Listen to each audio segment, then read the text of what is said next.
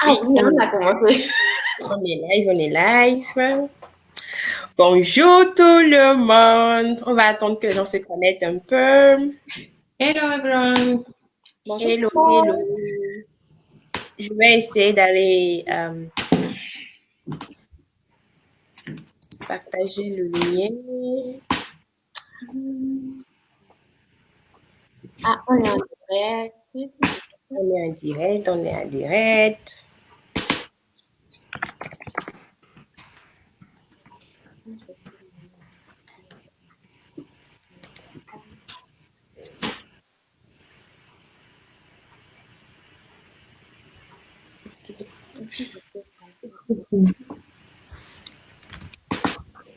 Bon matin les filles, comment vous allez?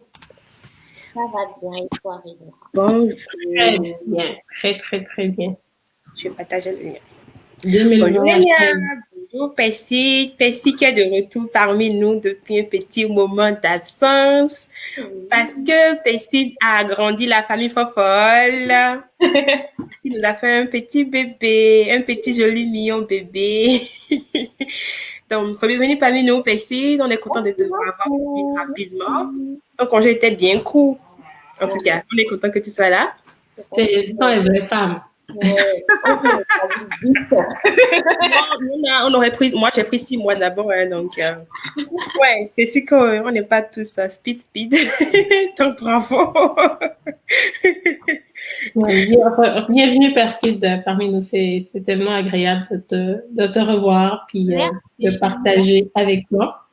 Donc, Félicitations de vive voix. Non, mais c'est une bonne fin d'année que moi j'ai préparée pour moi, donc. Alors, bonjour tout le monde, bonjour tous ceux qui nous suivent déjà.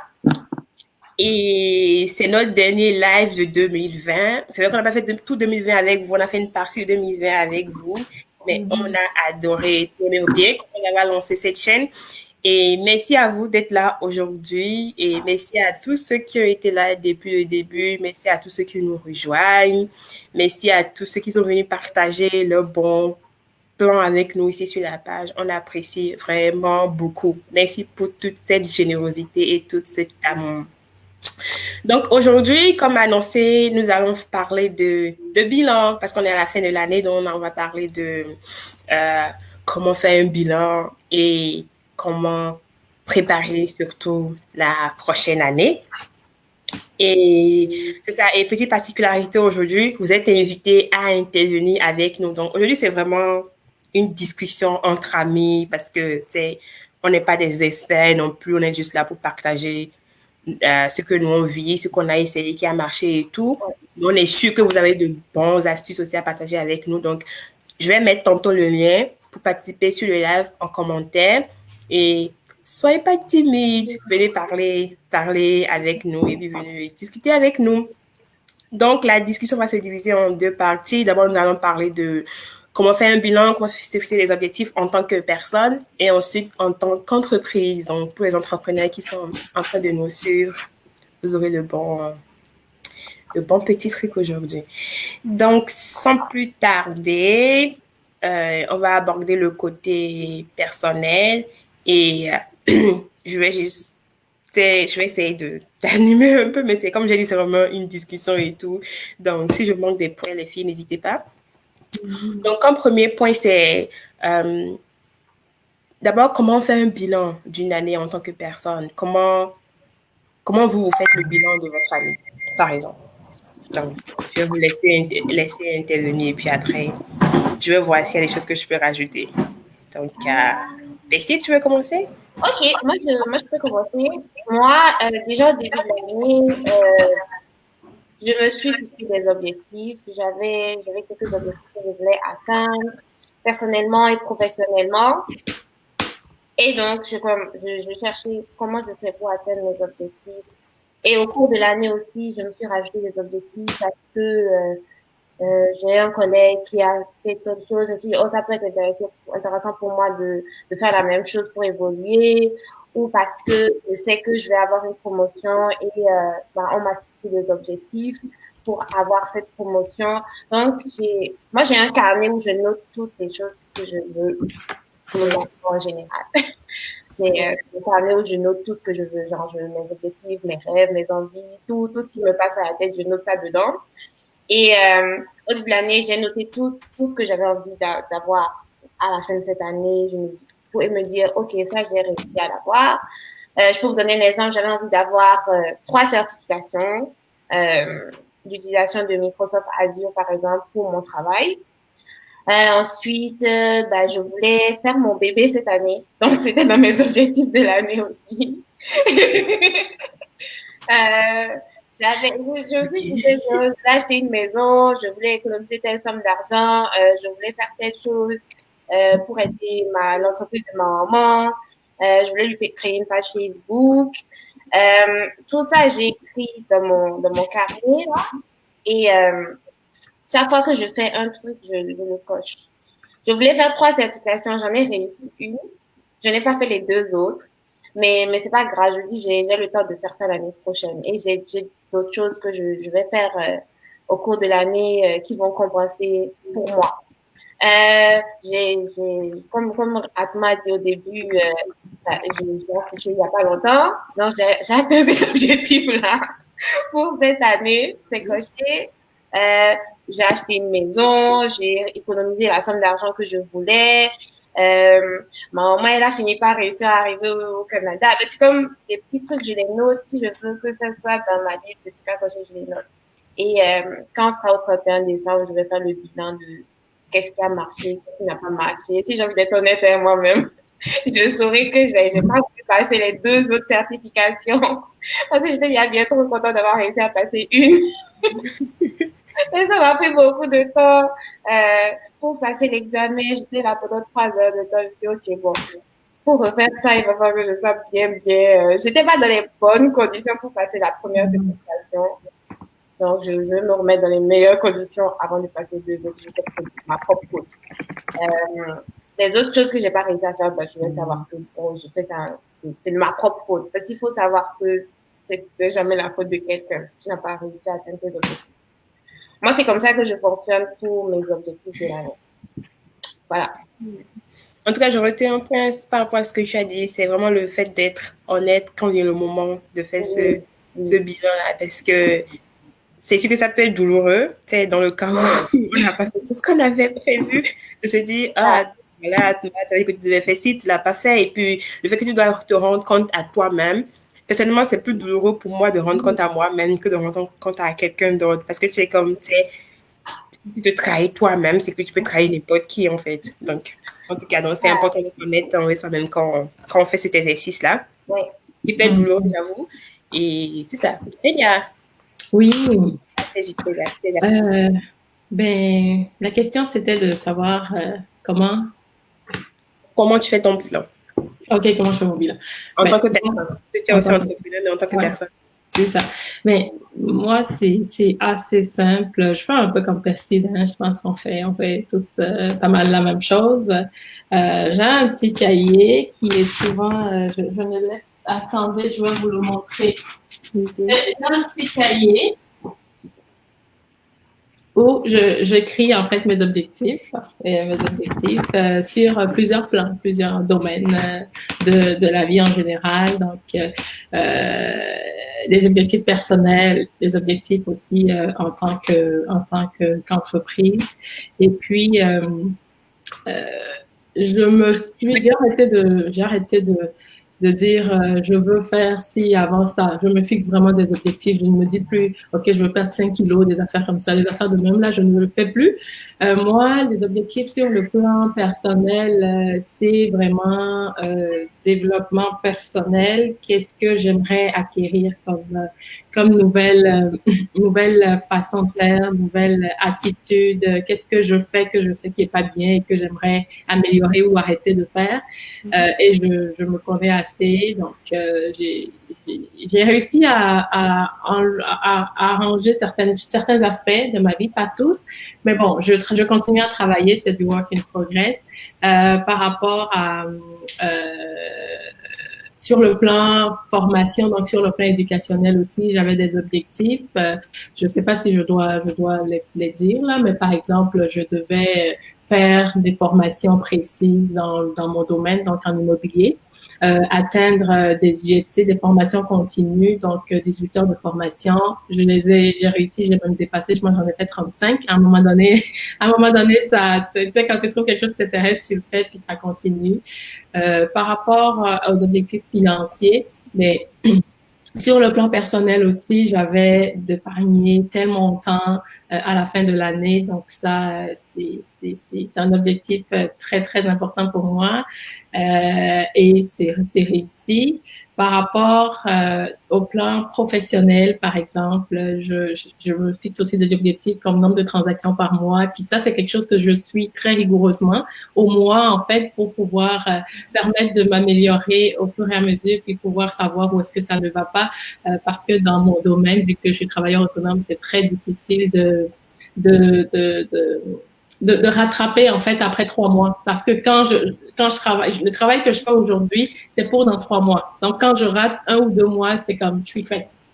Donc c'est important pour moi de suivre ces objectifs-là sur le plan professionnel, vraiment au mois.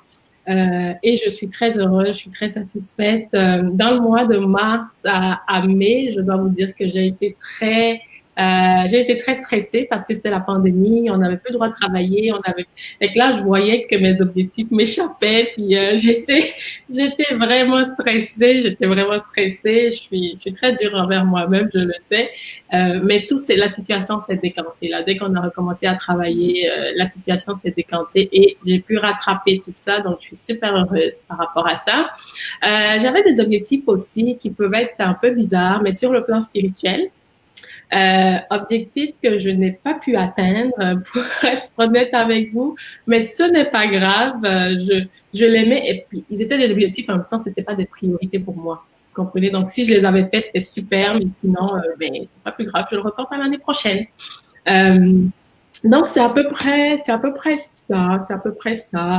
Sur le plan relationnel, par exemple, ben je pense que j'avais pas grand-chose à changer. Et je me suis promue, par exemple, pour l'année future, c'est de pouvoir de me rendre un peu plus disponible pour les amis, donc parce que je travaille beaucoup, puis de pas annuler mes rendez-vous avec les amis. Ça, c'est quelque chose qui a beaucoup impacté mon année 2020, mais bon, c'est parce que c'est ça la vie, mais on travaille. Donc, s'il y a des amis qui me suivent, là, sachez que je me suis, j'ai de nouveaux objectifs pour vous. Donc, c'est à peu près ça. Ouais, mais merci Rénia. Il y a Obafunke qui est avec nous. Bonjour, vous m'entendez? Ça va bien, vous-même? Je peux vous rappeler, on avait la chance d'avoir Funke sur le live sur la confiance en soi et avec Eddie, on avait de beaux témoignages ce jour-là. On est content que tu sois là. Mais avant de se passer la parole, je vais juste faire un petit résumé de comment... Désolée, je suis en retard, j'étais allée courir un peu et puis... J'avoue, j'ai dit, je vais juste me changer pour m'asseoir. On est là jusqu'à 11h. Merci d'être venu en tout cas. Ça fait plaisir de vous voir. Merci.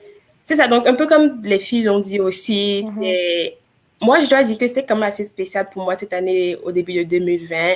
Spécial dans le genre où je savais pas trop en fait comment ma vie allait ressembler parce que je venais de finir mon congé maternité, j'avais commencé par travailler en septembre et tout, et puis je m'adaptais un peu en fait à ma nouvelle de vie de maman. J'ai repris mon doctorat aussi. Fait qu'en début d'année, genre pour être franche avec vous là, tout ce que j'avais comme objectif c'était perdre du poids, retrouver mon poids avant la grossesse, essayer de finir mon article que j'avais commencé en 2019 durant ma grossesse pour publier ça avant la fin de l'année. Et aussi, travailler sur moi. Je savais que j'étais pas super fière de qui j'étais en tant que personne. Donc, je savais qu'il y avait des choses que je devais améliorer, mais je savais pas forcément sur quoi j'allais travailler. Donc, c'était ça mes objectifs, essayer de retrouver, d'être en harmonie avec mon corps, évoluer dans mon doctorat et essayer de m'améliorer en tant que personne. Donc, tout ce que j'ai eu à faire en 2020, c'était un peu dans ce sens-là. Fait qu'au début, j'avais ces 3 objectifs-là, mais c'est ça, comme je disais, je ne savais pas trop comment le faire. Donc, j'ai beaucoup plus travaillé à, OK, il faut que tu précises exactement ce que tu veux, tu mets dans ces objectifs-là. Et je dois dire que j'ai eu beaucoup de réponses durant le confinement où tout était en masse, je pense, et puis tout s'est arrêté. Je me suis retrouvée à la maison avec ma fille dont la garderie était fermée, fait que, tu sais, j'avais rien d'autre à faire que de pouponner, d'être avec elle. Donc, tu sais, quand tu te retrouves à ne pas avoir grand-chose à faire que juste préparer à manger, laver ton enfant, tu as quand même beaucoup de temps pour réfléchir, en fait, sur toi, sur toi-même. Donc, j'ai eu beaucoup de temps pour réfléchir et je me suis rendu compte que, d'accord, j'aimerais améliorer mon leadership. Donc, j'ai acheté des livres sur le leadership. J'aimerais pouvoir quand même tirer une certaine satisfaction de mes journées, même si je les trouve un peu trop monotones. J'ai acheté un livre, c'était assez bizarre. J'ai acheté un livre sur, je ne sais plus trop le titre, mais ça disait comment organiser ses journées. Et c'est un petit livre comme ça, et je l'ai lu. Et j'ai appris plein de choses là-dedans. Ça m'a aussi appris à préciser c'est quoi mes objectifs, c'est quand je veux dire je vais telle personne, comment je peux le préciser pour que ça soit concret, pour être facile à atteindre justement. Donc, j'ai acheté beaucoup de livres, j'ai lu beaucoup d'autobiographies pour essayer de voir que cette personne a telle chose. Désolée pour le bruit de la compagnie. Telle chose était importante pour cette personne et que ça allait pour moi. Pour essayer de définir en fait c'est quoi la Atma idéale que je veux devenir. Parce que c'est pas tout le monde qui sait vraiment qui on veut être. Et moi, j'ai découvert des choses qui étaient importantes pour moi en lisant, me disant, ah d'accord, ça, j'ai jamais pris ça au sérieux, mais c'est vraiment important pour moi, ainsi de suite. Donc, mon année 2020, c'est ça. C'est vraiment été de définir, ok, qu'est-ce qui est vraiment important pour toi, sur quoi tu dois vraiment travailler et quelle personne tu veux être. Donc, je me trouve maintenant à lire beaucoup d'autobiographies pour voir comment les gens évoluent. Et tu sais comment telle personne a fait telle chose. Tu sais, je lis actuellement la biographie de Steve Jobs et c'est assez spécial comme livre, parce qu'il est vraiment spécial comme personnage. Je vous conseille vraiment de le lire. C'est parce qu'il n'est pas le genre de personne que n'importe qui peut aimer en fait. C'est ça qui est spécial. Mais bon, mais il a quand même fait des grandes choses, il a pu révolutionner le monde de l'informatique et tout, donc c'est assez spécial. Donc c'est un peu ça et ouais, en gros, c'est ça. Et c'est ça. Fait que je vais laisser Funke nous partager un peu comment tu fais ton bilan de Funke, la Nadia. J'aime ça. Salut les filles, merci. Merci pour votre... en tout cas, tout ce que vous faites, c'est très beau. Moi, si je partageais mon année, ça a été scindé en deux parties. Je vais être honnête, à la fin de l'année 2019, c'était pas une bonne année pour moi. Le leadership, la personne qui me tenait debout est partie. Nous sommes rentrés en 2020. Je vais être honnête, j'ai compris quelque chose actuellement, c'est dit, nous, on peut prendre un biquet et dire, moi, je veux faire ça, je veux faire ci, je veux faire ça, mais c'est en évoluant que les circonstances nous permettent de savoir si nous sommes en mesure de faire, même malgré nos objectifs. Je me rappelais qu'il y a quelques mois, un peu avant 2010, je disais, oh, j'aurai 30 ans en 2020, nous irons à Washington, nous irons ici. Et puis, j'étais à fond avec mes amis. Aujourd'hui, quand je prends du recul, je me dis, j'ai perdu mon père, mais même s'il était là, je ne pouvais même pas faire à cause de la COVID. Donc, parfois, au fur et à mesure qu'on évolue, les circonstances de la vie nous permettent de voir que ce n'est pas forcément ce que nous pensons qui peut se réaliser, en fait. Mais la première des choses, c'est de s'ajuster à chaque fois quand il y a des circonstances. Donc, de janvier jusqu'à juillet, je vais être honnête, moi, j'ai pris du poids. Je mangeais seulement, je bougeais à peine. Ma vie était juste les cours d'université, ma maison et le travail. Je faisais plus rien que ça, j'étais assis ici. C'était tout le temps des chansons de tristesse. Mais après, j'ai pris le temps. J'ai dit, mais Funke, qu'est-ce qui t'arrive? Tu vas faire ça jusqu'à quand? Est-ce que tu vas t'asseoir là et continuer comme ça?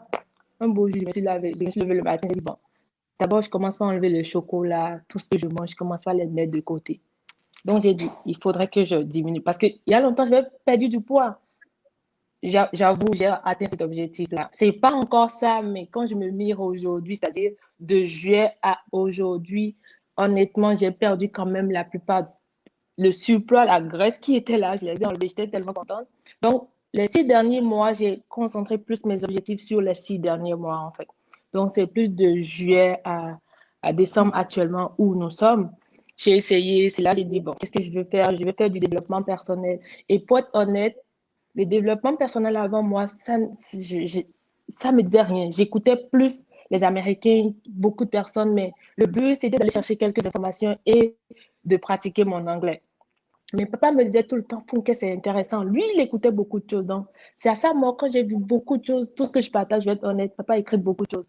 Donc, tout ce qu'il écrivait, quand je l'ai lu, j'ai dit, ben, je ne vais pas laisser tout ça comme ça. Pourquoi même je ne continue pas de le lire et puis de savoir un peu comment approfondir ses idées? C'est là que j'ai dit, l'idée d'un blog est arrivée. J'ai dit, comment faire? Qu'est-ce que je dois faire? J'ai eu la chance. Il y a eu une amie qui est rentrée dans ma vie à cause du confinement pour dire que les choses arrivent toujours au moment. Elle avait un blog. Elle dit, ah, je peux t'aider, tiens, donc. C'est là, c'est pas encore ce que je veux, mais quand même, sur 10, je peux dire, OK, Funke, tu es à 5 ans, en fait. Donc, à chaque fois, je profite mes idées, je dis comment faire pour que ça puisse s'améliorer. Donc, c'est là, c'est venu l'idée d'un blog, prendre soin de moi, m'entraîner. Et le plus important, travailler sur mes émotions. Parce que j'ai constaté que je prenais tellement les choses personnelles. Quand quelqu'un donnait une phrase, quand je rentrais à la maison, je ruminais la phrase jusqu'à... C'est vrai, peut-être que la personne m'indexait, mais quand même, moi, je gardais ça tout le temps sur moi. Je suis allée acheter un livre, Les émotions, mon Dieu, c'est un gros livre de Robert Cialdini, quelque chose comme ça. J'ai oublié le titre. J'ai commencé par feuilleter le livre pour dire, OK, comment travailler sur ces émotions? Pourquoi j'ai compris qu'il y a des émotions qu'on a entassées depuis que même il y a des mots que depuis le bas âge, les parents, les amis, l'école, on a même de l'harcèlement scolaire, même sans s'en rendre compte. Il y a des choses que les gens ont dit c'est figé dans nos esprits. J'ai dit, il faudra que tu commences par laver tout ça d'abord, sinon tu ne pourras rien faire. Donc, l'objectif, c'était de perdre de poids. Deuxièmement, vraiment, travailler sur mon blog. Et puis, troisièmement, prendre soin de mes émotions. Donc, actuellement, ce n'est pas encore terminé. Je travaille sur moi, sur le plan émotionnel, prendre soin surtout de mes énergies parce que je sais que c'est avec l'énergie que j'ai que je peux faire beaucoup de choses. Mon énergie est très importante. Donc, quand je vois, aujourd'hui, je suis tranquille. Je peux être tranquille et puis, quand quelque chose ne va pas, je sais, mon esprit, tout ça me dérange en fait. Je dis, il y a quelque chose. Et je commence à réfléchir.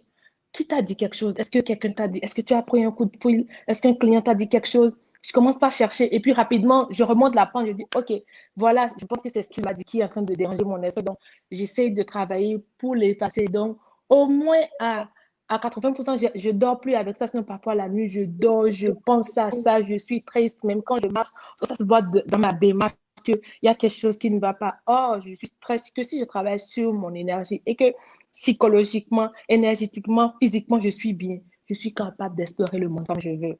Donc, actuellement, je travaille vraiment sur ces trois plans-là de ma vie, en fait, pour que ce soit vraiment bon. C'est pas encore, je sais que c'est pas encore terminé. Il y a des journées où les larmes coulent encore, mais nous sommes des êtres humains et nos émotions, parfois, ça prend le dessus. Mais le plus important, c'est que, je vous dis, hein, je vous raconte une histoire. Avant, quand mes gestionnaires entraient en salle pour une réunion, là, moi, mon cœur bat dans mon bureau. Hey, qu'est-ce qu'ils sont en train de dire? J'espère que je n'ai pas encore fait quelque chose.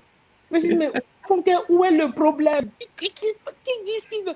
J'ai travaillé sur moi jusqu'à, je peux vous dire, même si mon gestionnaire vient du Punker, rentre chez toi. C'est pas grave, je prends mes trucs et quand j'ai dit, sors de mon entreprise, je ne veux pas dire sors de la vie. Hein. Je me suis donné cette phrase-là dans ma tête et puis c'est ça. Donc, mes 6 derniers mois, vraiment, c'est sur ça en fait. Je m'amuse, je danse, je fais ce que je veux. Je trouve toujours la joie de faire quelque chose tous les jours. Quand quelqu'un m'appelle. Et aussi, le plus important, c'est que j'ai dit, je vais travailler sur le jugement.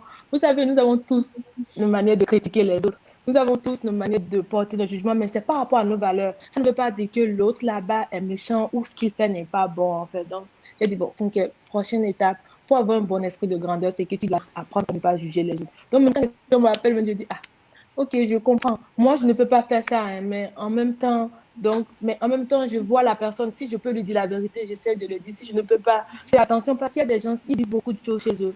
On ne sait pas et puis on porte le jugement rapidement et après on dit, oh, mais je ne savais pas. Donc, voilà vraiment comment j'ai travaillé sur moi de juillet à maintenant. Et j'essaie de continuer. Moi aussi, je suis fière de moi-même. Et je suis rendue à une époque, je dis, ben, écoute, même si quelqu'un n'est pas bien, je porte mes habits, je me vois dedans, je suis belle. Et puis, il faut qu'elle continue, quoi. Donc, je n'attends plus que quelqu'un me dise, ah, tu es jolie, tu es capable.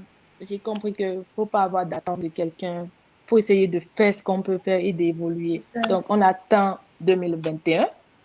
Là, pour le moment, je me suis acheté un beau planeur. Je suis allée à Winner, j'ai acheté mon planeur. Je n'ai pas encore écrit là-dedans parce que je le contemple encore. Mais j'ai dit que je vais scinder l'année en 4 parce que c'est sûr que si je dis je vais tout faire en même temps, je ne pourrai pas. Et je vais retrouver à la fin de 2022, qu'est-ce que j'ai encore fait. Donc, ce que je vais écrire actuellement, c'est le projet de janvier à mars que je cogite dans ma tête, mais qui n'est pas encore totalement prêt. Voilà. Je ne sais pas si j'ai répondu à vos questions ou si j'ai partagé. Merci Funke pour ce beau partage. Et tu sais, je dois juste rajouter quelque chose. Ça, personnellement, j'ai compris que, tu sais, quand tu te fixes des objectifs, par exemple, moi, des objectifs qui sont comme un peu extérieurs à toi, genre, je voulais finir d'écrire mon article, ça, je l'ai fait, je vais le soumettre d'ici quelques jours. Par contre, ce qui est par rapport à travailler à soi-même, ça demande tellement d'énergie, ça n'a pas de bon sens, genre, je vais dire, tu veux travailler sur toi-même, mais c'est tellement difficile que de juste aller passer, 10 heures, 12 heures dans un laboratoire, faire je ne sais quoi. Donc, c'est quand tu parles que tu dis, je vois que tes objectifs, c'est vraiment de travailler sur toi-même. Donc, ça, pour avoir essayé d'améliorer certaines facettes de ma vie, sur moi-même, je sais à quel point ça prend de l'énergie pour le faire. Je suis assez impressionnée que tu aies pu faire tout ça en 6 mois, même pas en une année, là, en 6 mois. Ouais. Donc, bravo, c'est impressionnant. Je vais essayer de... J'aimerais rajouter quelque chose. J'ai gardé le sourire, puis c'est pas un sourire forcé, c'est un sourire naturel. Là, je l'ai gardé pendant tout le long qu'elle parlait. Et puis, honnêtement, ce que moi, j'aimerais ressortir là-dedans, c'est que ce n'est pas parce qu'on ne s'est pas fixé des objectifs en début d'année ou en fin de l'année précédente qu'on ne peut pas s'en fixer dans l'année. Parce que, comme Funke l'a dit, la première moitié de l'année, mais elle n'en avait pas. Pardon, elle n'en avait pas. Mais à partir de juin, elle s'est fixé des objectifs. Puis elle a travaillé sur ces objectifs-là pendant le restant de l'année.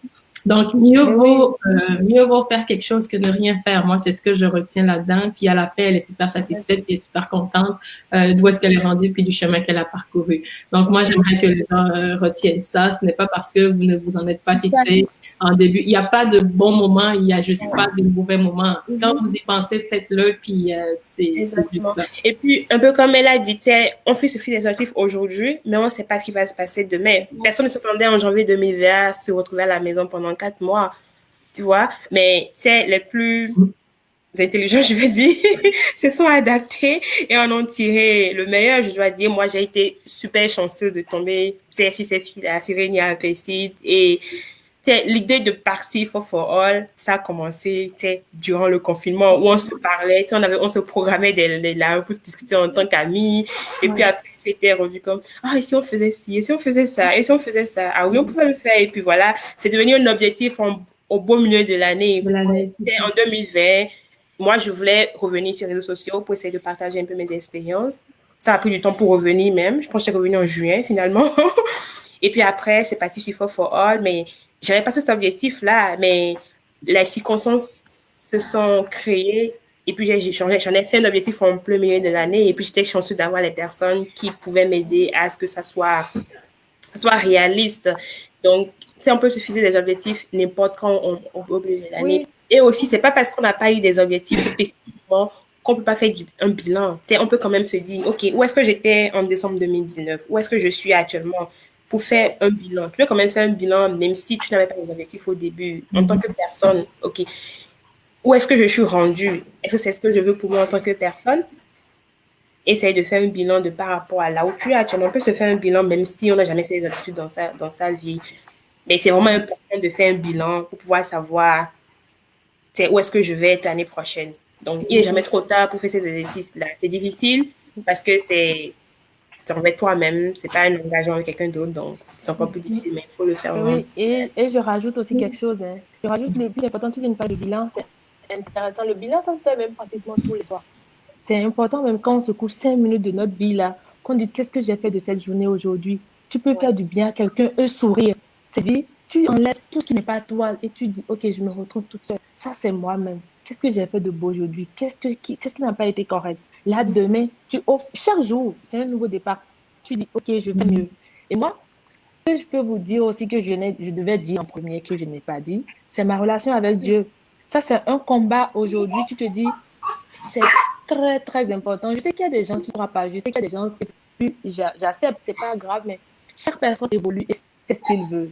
Aujourd'hui, je peux vous dire que j'ai amélioré ma relation.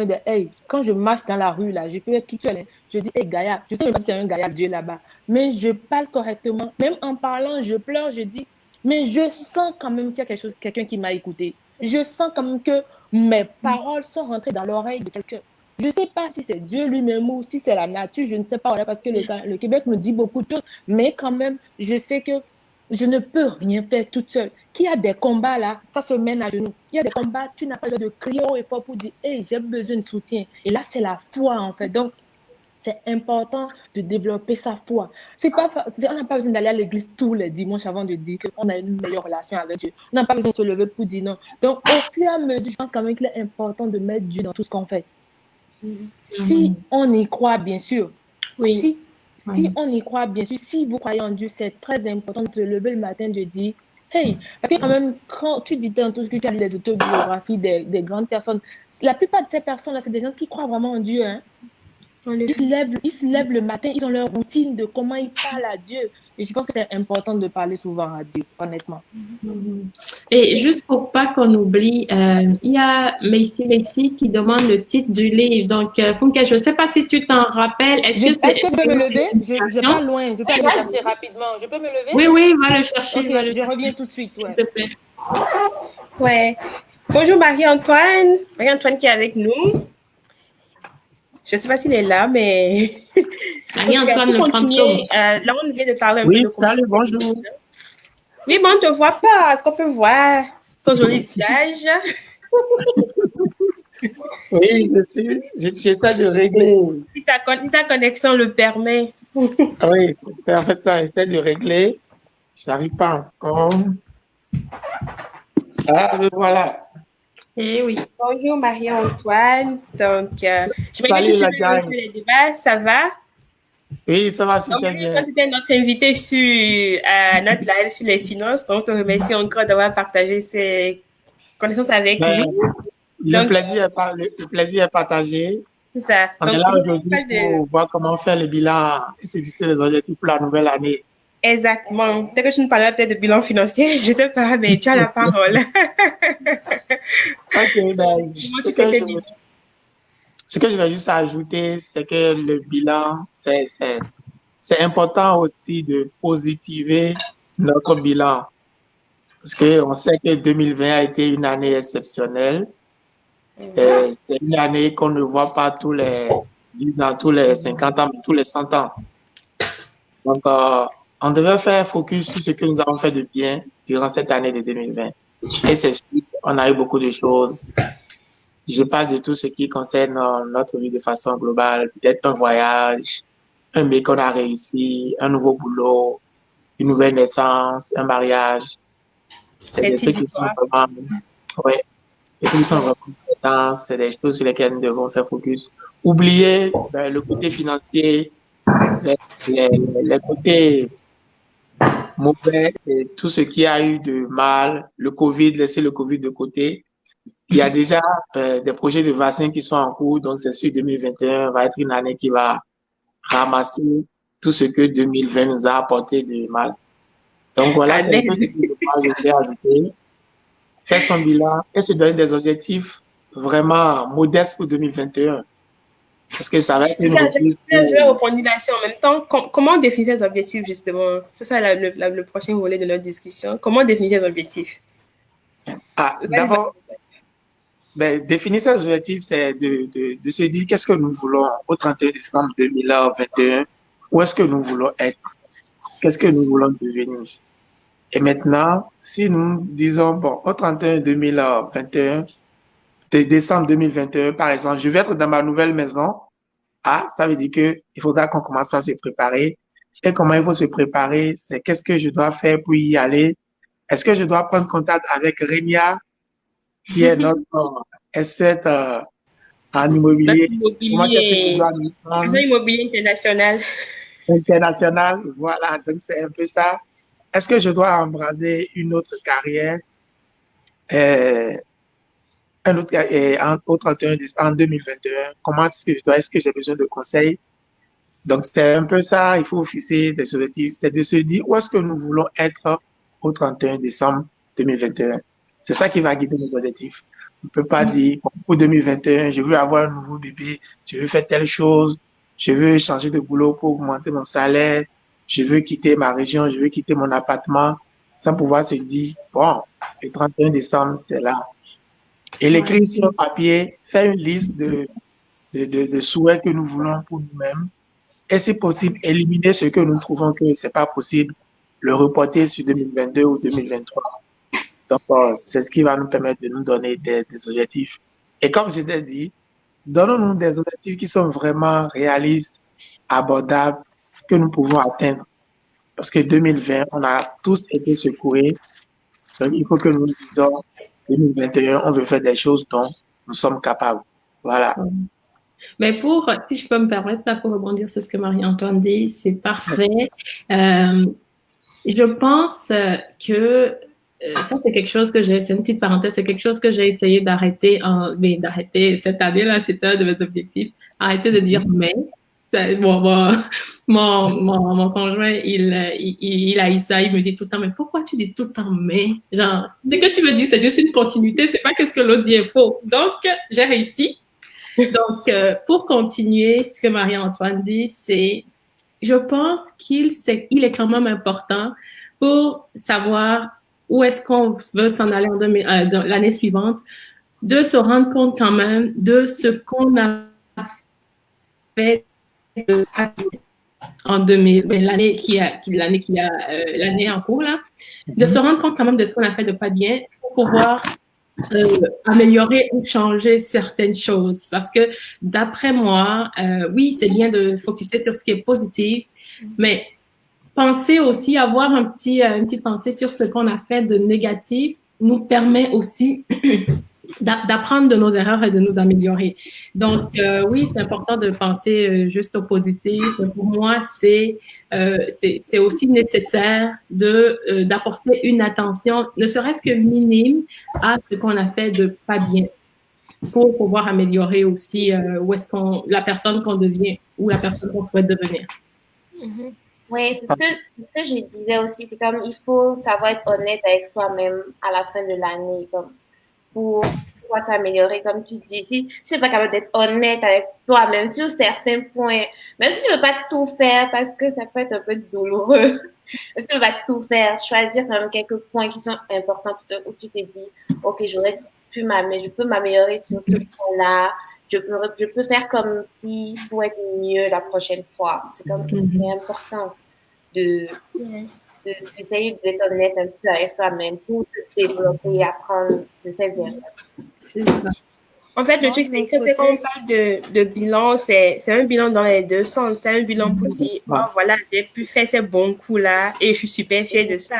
Mais c'est aussi un bilan dans l'autre sens où, OK, ça, je pense que j'aurais pu le faire, mais je l'ai pas fait. Pourquoi je l'ai pas fait?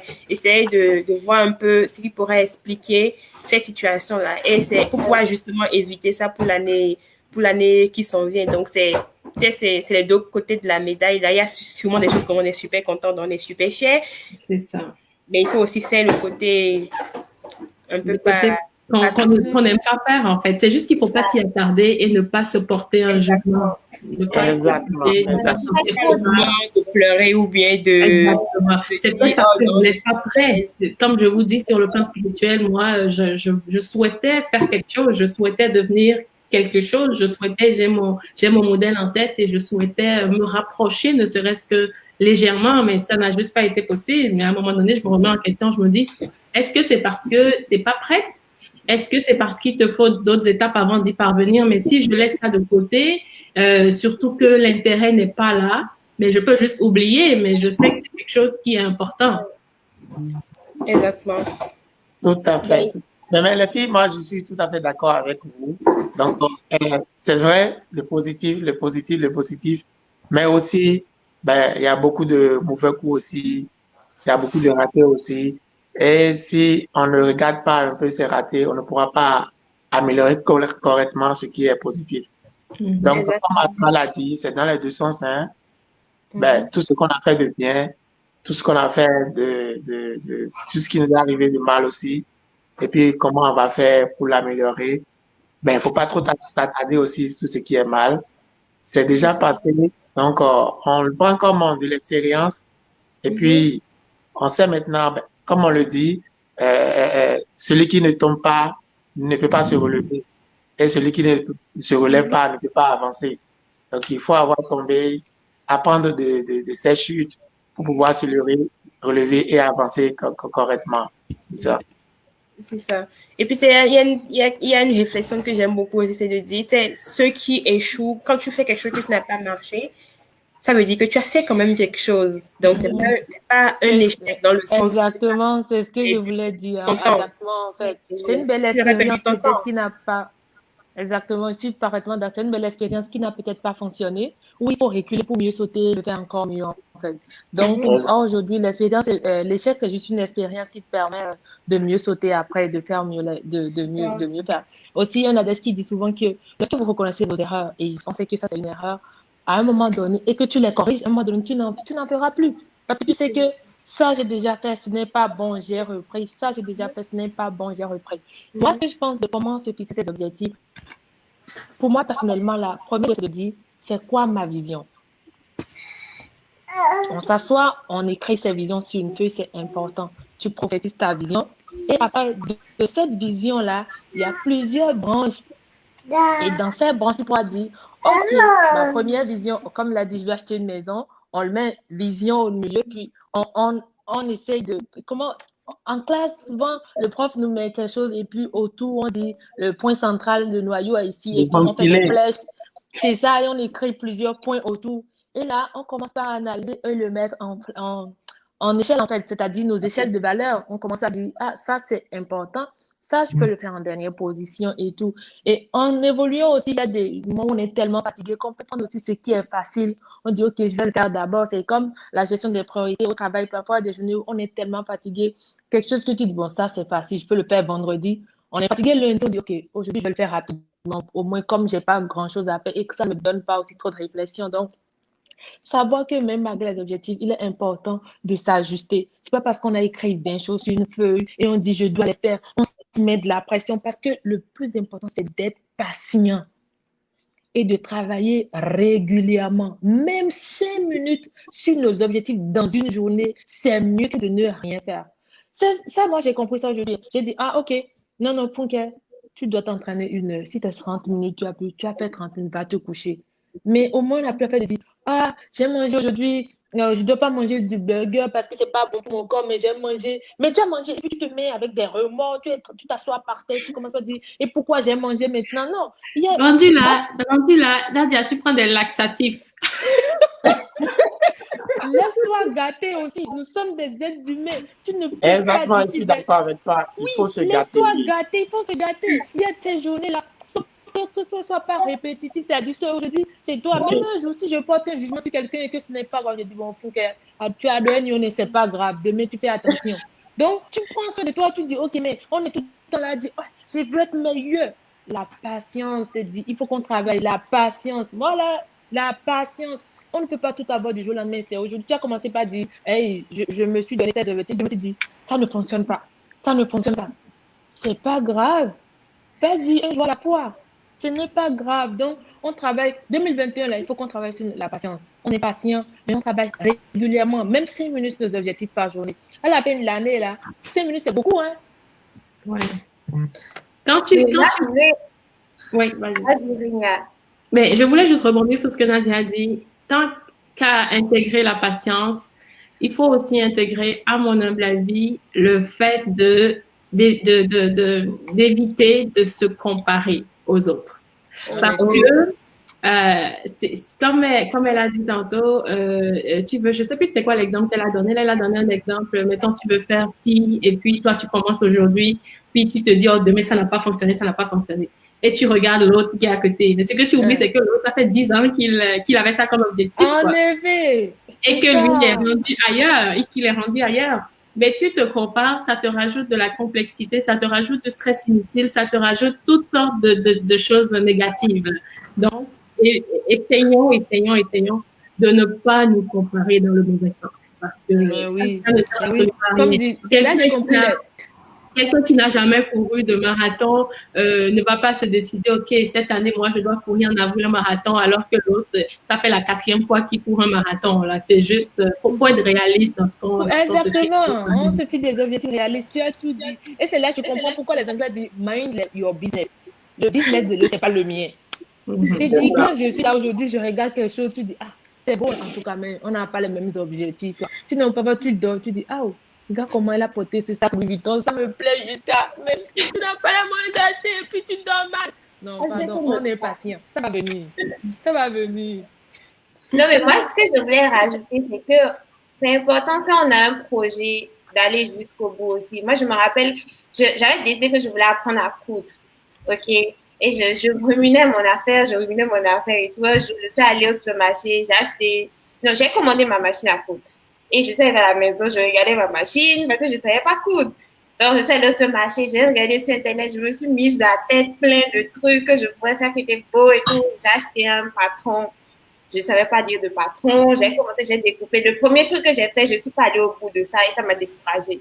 Et ça, c'est vraiment, vraiment important. Genre, quand on fait quelque chose, il faut aller jusqu'au bout. Parce que si j'avais arrêté au premier découragement, je ne serais pas trouvée encore en train de paraître encore. Je ne suis pas encore arrivée au bout de mon affaire de couture. Donc, si on s'est fixé un projet qu'on veut faire et qu'on l'a commencé, c'est vraiment comme si on l'a commencé, il faut aller jusqu'au bout, même si à la fin c'est un échec complet, il faut aller jusqu'au bout. Parce que je me rappelle, moi, quand j'ai acheté le patron, j'ai acheté un truc qui était trop compliqué pour moi, pour être honnête. Parce que je me suis dit, oh, je peux y arriver, blabla. Tu vois, je me suis dit, oh, je peux y arriver, c'est un truc moyen au lieu de prendre un truc de débutant, tu vois. Et j'ai comme, c'est compliqué. C'est compliqué à faire mon affaire. Donc, j'ai laissé tomber, je n'ai jamais fini ça. Donc, il faut aller au bout de ce qu'on peut faire et se fixer des objectifs atteignables. Moi, j'ai un aspect que je voulais ajouter. C'est vraiment important aussi Ok, dans très notre rapidement, projet. Marie-Antoine. Oui, Vas-y. vous m'entendez?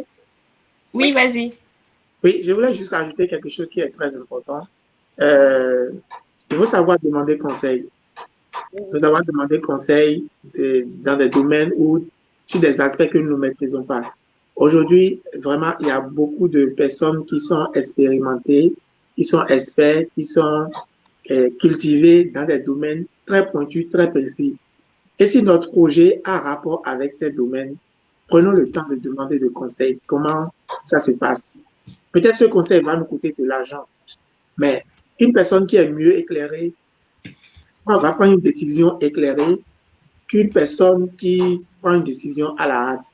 Parce que peut-être il y a des contours de ce que nous voulons faire, que nous ne maîtrisons pas. Il y a des évolutions, il y a des nouveautés que nous ne savons pas. Et le simple fait de demander conseil, ça va attirer notre attention sur des choses qui vont peut-être nous rendre le chemin beaucoup plus facile que si on ne demande pas. Donc, notre projet, notre objectif, notre vision que nous avons, il y a une branche qui concerne quelque chose et on sait que dans ce domaine, peut-être c'est, je dis quelque chose comme ça, de la fiscalité, on n'a pas trop, on veut créer une entreprise, mais on ne sait pas comment ça se passe. Au lieu de s'arrêter seulement sur les recherches sur Internet, rapprochons-nous d'un fiscaliste, d'un comptable agréé, demandons conseil, comment est-ce que je peux m'y prendre? Et là, c'est sûr, nous savons que nous allons sur une très bonne base et nous avons pris une décision qui est éclairée. Ça va peut-être nous coûter de l'argent, mais ça va nous éviter aussi beaucoup de ratés à la suite. Voilà juste ce que je voulais ajouter. Merci beaucoup. Bonjour Cynthia. Je dois juste dire, il y a 2 personnes qui nous attendent dans le stream, mais on a une limite de 6 personnes sur le. Moi, je suis partie. Ok, merci Nadia. Ça va être plus facile. Bisous, bye bye. Prenez soin de vous. Merci. Bon, bonnes vacances. C'est que je vais te sortir d'abord. Ok, Marie-Antoine, merci beaucoup. Et je vais rajouter ceux qui sont là. Bonjour Cynthia, bonjour Roméo et bonjour Haroul. Donc, merci à vous d'être sur notre live. Donc, je vais laisser Cynthia nous dire ce qu'elle a partagé avec nous. Et merci encore, Cynthia, d'avoir accepté d'animer le live sur l'intelligence artificielle avec nous. C'était vraiment très apprécié. On est contente que tu sois là aujourd'hui. Je te laisse la parole. Moi, ce que je vais rajouter, alors du coup, merci aux filles, merci à tout le monde de m'avoir invité au live. Franchement, ça fait plaisir d'avoir, on va dire, un live sur les bilans de fin d'année. Alors moi, je vais rebondir sur Marie-Antoine et sur Perside. Alors, sur 2 choses. C'est sûr que quand on commence, on va dire il vaut mieux aller au bout. En fait, moi, je dirais surtout il faut passer la traversée du désert parce qu'en fait, il y a toujours un moment où on va dire que les choses ne se passent pas comme on a prévu, l'ascension n'est pas au. Et moi, si je peux vous donner un truc que je fais moi, c'est que j'essaye de noter des mini-objectifs. Alors moi, je suis un peu tête, comment dire. Moi, même si je ne sais pas comment y aller, je suis sûre de la fin, en fait. Donc moi, première chose, il faut vraiment dire qu'on va y arriver et il faut vraiment y croire, même si on ne sait pas comment, et se mettre des mini-objectifs. Parce que finalement, on se rend compte qu'on y arrivait. Dans le cas de Persil, au lieu de faire son pantalon directement, faire une jupe, faire une pochette, des petites choses comme ça, en fait, qui confortent dans le fait qu'on évolue. Et sur ce qu'a dit Marie-Antoine sur le côté de demander conseil, alors moi, je dirais demander conseil, mais avant de demander conseil, soyez sûr de ce que vous voulez. Dans le sens où il ne faut pas demander conseil pour que ça vous déstabilise. Alors nous, si on prend un projet qu'on a monté ensemble avec Perside et Fabien, on voulait monter un projet au Bénin dans l'intelligence artificielle, mais on a passé beaucoup de temps tous les trois à vachement avancer dans le projet et être sûr qu'on peut y aller avant d'avoir les conseils des gens. Parce que souvent, quand on débute quelque chose, quand on a plein de doutes, les personnes qui sont très expérimentées, on va dire qu'elles savent ce qui nous attend comme problème. Et si elles évoquent les problèmes, ça peut faire peur, on va abandonner. Et deuxième chose, par exemple, nous, on a restauré notre maison. On est bricoleur niveau 0. Hein. Perside pourrait dire ça. Et moi, je suis très frileuse. Et on a rénové la maison en plein hiver. Nos parents n'y croyaient pas du tout. Ils nous ont tous dit d'aller prendre des artisans, tout ça. Mais comme on ne connaissait rien en bricolage, quand les gens ils venaient nous voir, ils nous disaient, mais vous savez, comme on était sûr de la fin, aujourd'hui, c'est sûr que si on devait refaire ça, comme on est déjà expérimenté, comment dire, on ne s'engagerait pas dans autant de travaux. Mais je pense que des fois, un brin d'ignorance, mais avec beaucoup de confiance, c'est mieux de l'avoir avant d'aller des conseils pour ne pas être déstabilisé, parce que finalement, les gens qui ont l'habitude, on va dire qu'ils savent ce qui vous attend, et si on n'est pas sûr, ce qui nous attend peut nous déstabiliser. C'est tout ce que je peux rajouter sur ça, quoi. Mettre des petits objectifs et en tout cas y croire avant d'aller demander. Parce que si on n'y croit pas, on peut être déstabilisé et puis abandonner avant de commencer, quoi. Voilà. Oui, c'est sûr qu'il faut y croire. Parce que j'entends souvent des personnes qui se plaignent que, tu sais, j'ai arrêté ça parce que quand je voulais faire ce projet, telle personne m'a dit que non, c'était pas rentable, c'était pas si. Donc, tu sais, je me dis, si la première personne qui te dit non, que ça ne marchera pas, tu laisses tomber, c'est que c'était pas encore très clair dans ta tête non plus. Ouais, et puis surtout que les gens, finalement, aient du recul. Tout le monde donne son avis par rapport à son vécu, à lui, et ce que moi j'appelle à son mode de lecture et à sa vision du monde, en fait. Et forcément, on est tous différents, on n'a pas les mêmes aptitudes et on n'a pas forcément la même force de conviction. Et il y a des gens qui vont faire la même chose que toi, qui sont plantés, parce qu'ils ont une lecture du monde qui est différente. Tout le monde, par exemple, le marketing numérique ne marche pas pour tout le monde. Moi, je ne sais pas planter un clou et pourtant, je ne savais pas que j'allais faire de la peinture, mais j'adore faire de la peinture maintenant. Et pourtant, au début, je ne savais pas comment j'allais faire mes 1000 mètres carrés de peinture. En fait, c'est juste une question de vision et de se dire, de toute façon, je vais y aller et je vais y arriver parce que tu le fais pour toi. Et donc, les conseils, c'est bien. En fait, il faut analyser les conseils avec son regard à soi parce que la personne qui te donne le conseil, elle te le donne avec son regard à elle. Et ce n'est pas forcément ta vision des choses. Mais je pense qu'il faut vraiment se mettre des mini-objectifs. Et souvent, quand on doute, nous, c'est ce qu'on a fait. Quand on doute, en fait, il faut les... En tout cas, moi, je les écris, hein, on va dire, et tous les mois, quand je commence à douter, je prends mon petit cahier, là, et je regarde, en fait, si j'ai coché mes cases. Et franchement, souvent, on les a toutes cochées, en fait. Quand on a mis des objectifs réalistes, comme disait Nadia, en fait, on les a tous cochés. Et du coup, ça permet d'en remettre d'autres.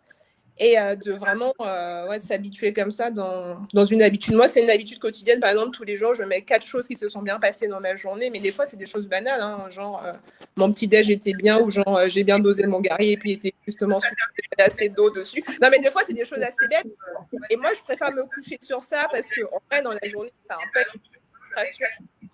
Et ça t'empêche, en fait, d'avancer. Donc, moi, j'appelle ça les j'ai bien dosé comme justement. Voilà. Okay. Je pense qu'on a de l'écho sur le live. Peut-être essayez de couper vos micros quand vous ne parlez pas. Donc, je pense qu'il y a quelque chose à retenir, c'est vraiment d'écrire ses objectifs et de cocher. C'est toujours bien quand on fait ce petit style-là, genre, ça c'est fait, ça c'est coché, ou bien quand on souligne en vert, c'est fait. Donc, je pense que c'est quelque chose à retenir. Bonjour Roméo, merci à toi. Oui, bonjour à tous. Bonjour. Donc, vas-y, je peux partager un peu tes opinions avec nous par rapport au sujet. Moi, je vais juste, je vais bondir dans le même sens que vous en disant que, bon, ce que moi j'ai l'habitude de faire, c'est plutôt ce qu'on appelle faire un cadre de vision. Tu fais un cadre de vision déjà le début de l'année, peut-être je le fais souvent le 31 ou le 2, bon, puisque le premier c'est pour la fête, donc je le fais souvent le 2 et je définis tous mes objectifs de l'année, tout ce que je veux atteindre comme objectif, je les définis déjà sur un petit papier ou bien dans un carnet ou même dans mon téléphone. Je définis déjà les objectifs et je me dis, bon, cette année, il faut que je fasse ci. Et j'essaie de prendre chaque mois, quand je prends le premier mois de l'année, je me dis, est-ce que cet objectif-là, est-ce que je suis arrivé, je travaille déjà pour ça, est-ce que je l'ai atteint, tout et tout. Ça fait que tu as une feuille de route, en fait. Tu as une feuille de route et ça te permet de, à chaque fois, aller vers cette feuille de route-là, aller vers ton cadre de vision et voir si est-ce que tu es en train d'avancer sur tel projet que tu as initié. Sinon, qu'est-ce qu'il faut faire pour les faire avancer? Je vais aussi dire, ce n'est pas toutes les fois on arrive à les réaliser. Tu ne peux pas réaliser tous tes projets, mais quand même, ça te donne une idée de ce que tu as pu faire et de ce que tu aurais pu faire. Donc, c'est comme ça, moi, je fonctionne. Et si je vois qu'il y a une année où j'avais prévu faire quelque chose que je n'ai pas pu faire, je fais la projection sur l'année suivante. Comme ça, tu ne navigues pas à vue. Exactement.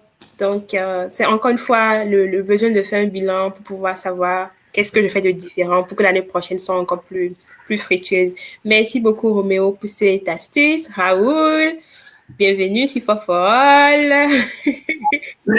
Bonjour à tous. Oui. Je crois que c'est un partage très intéressant. Depuis 10 ans, pour les renforts, là, aujourd'hui, j'ai eu le temps de mettre les bébés quelque part et de me cacher dans un coin, histoire de vous assister. La fixation des objectifs, moi, je dirais plutôt que la première des choses, ça part d'un rêve. Okay? Il faut commencer par rêver d'abord pour pouvoir se fixer des objectifs afin d'atteindre ce rêve-là. C'est très, très important. Celui qui ne rêve pas, je crois qu'il ne vit même pas. Et tout à l'heure, Cynthia a parlé de petits objectifs. Vous savez, acheter par exemple, tout à l'heure, personne parlait de cette année, on a comme objectif d'acheter une maison. Mais acheter une maison, ce n'est pas cette année que tu l'as décidé. Ça, c'est un grand objectif. C'est que tu as mis dans un plan, dans un horizon de 5 ans, peut-être en arrière, OK, où chaque année, tu t'es dit, bon, je vais prendre cette année-là pour peut-être épargner tel montant afin de réaliser cet objectif dans un futur. OK, on a de grands objectifs comme de petits objectifs. Les petits objectifs, on essaye de les atteindre au fil des années afin de pouvoir atteindre le grand objectif, par exemple, l'achat d'une maison, un grand voyage. Un voyage, c'est pas aller juste à 200 km là. Il y a les objectifs de divertissement, les objectifs de plein accomplissement de soi-même et les objectifs financiers. Tous ces grands objectifs-là doivent être vraiment séparés et il faut les prioriser dépendamment de comment tu évolues dans ta vie. C'est très important. Après, le bilan, je dis, le bilan se fait au fur et à mesure parce que il faut apporter des mesures correctives à tes objectifs. C'est pas sûr que tu vas les atteindre de la manière dont tu voulais. C'est rare que quelqu'un atteigne ses objectifs de la manière dont il a prévu à l'initial. Il y a toujours des mesures correctives à apporter. Il faut pas vraiment baisser les bras. Il y a des situations qu'on rencontre au fil des jours dans l'atteinte de ces objectifs-là. Les pessimistes diront, oh, je crois que je pourrais même pas. Non, tu peux. À partir du moment où tu as rêvé, tu t'es dit, je vais faire ça, il faut juste positiver et tu vas y arriver. Le bilan à la fin, moi, avec le domaine d'études, moi, je l'associe toujours à une entreprise. Comment je fais le bilan dans une entreprise? C'est chiffré. T'es parti de quelque part, est-ce que tu es arrivé, tu as un résultat, est-ce que c'est une perte, est-ce que c'est un gain? Si c'est pas un gain, qu'est-ce que tu as fait? Est-ce que tu as plus de charges que prévu? Comment tu peux les améliorer pour l'année suivante? Ou si c'est des objectifs vraiment mensuels ou journaliers, comment tu peux faire? Il faut aller les corriger afin que la prochaine fois, ton prochain bilan soit un bilan positif. Et on fixe les objectifs de la nouvelle année en fonction de comment tu as réalisé la précédente. Ce que tu n'as pas pu faire dans la précédente, ben, tu les ajoutes et voilà, ça continue. Exactement. Mais merci beaucoup, Raoul. Donc, merci d'avoir souligné le point où le bilan, c'est pas forcément au 31 décembre. Le bilan, on le fait durant l'année pour pouvoir justement voir si on est sur le bon chemin, en fait, pour avoir un bilan positif à la fin de l'année. Donc, merci pour ce point-là. Et puis, tu viens de... Vas-y, Rénia. Oui, mais non, c'était pour rebondir sur ce que Raoul a dit. Merci pour ton intervention. Il a soulevé un point que je pense pas qu'on avait déjà discuté de ça.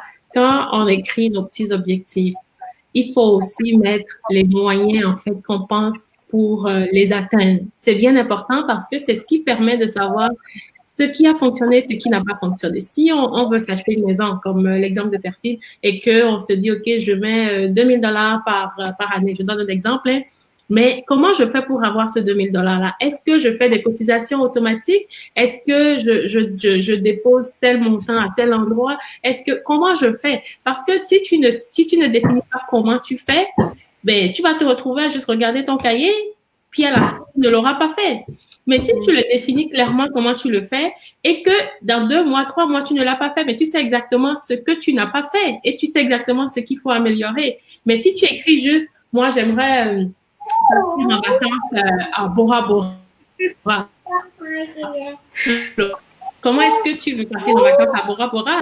Le jour va arriver, puis tu vas voyager pendant avec tel argent et tout. Donc, c'est très important d'écrire exactement le chemin pour pouvoir, à la fin, se rendre compte de est-ce que ce que j'avais prévu faire, je l'ai fait et ça n'a pas fonctionné, ou bien je ne l'ai pas du tout fait.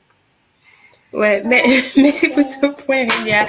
C'est sûr qu'on parle depuis d'écrire ses objectifs et tout, mais c'est vrai que ça implique comment on l'atteint. Si c'était aussi facile d'écrire, si ça pouvait juste se réaliser en l'écrivant, je crois que j'aurais passé ma journée à juste écrire aujourd'hui.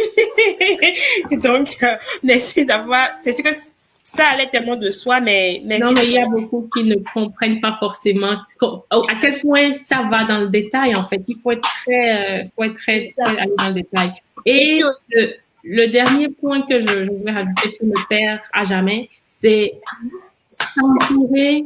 On n'en a pas beaucoup parlé, mais il faut s'entourer de bonnes personnes. N'ayez pas peur de dire telle personne, ben, je veux plus forcément la voir dans mon cercle d'amis ou dans mon petit monde là, parce que il y en a qui sont toxiques, il y en a qui ne vous permettent pas d'évoluer. Et pour moi, c'est important que si je garde quelqu'un dans ma vie, que je lui apporte quelque chose et que la personne m'apporte quelque chose. Si la personne ne m'apporte rien, ou sinon, si elle m'apporte que du négatif, honnêtement, je pense que je peux m'en passer et c'est sans être méchant, sans être vraiment, et c'est parce qu'à un moment donné, quand on veut évoluer, quand on veut atteindre un autre niveau, ben, il faut savoir s'entourer des personnes, choisir les personnes avec qui vous voulez poursuivre votre vie. On a souvent peur de le faire, mais, tu sais, faut le faire, ça passe par là.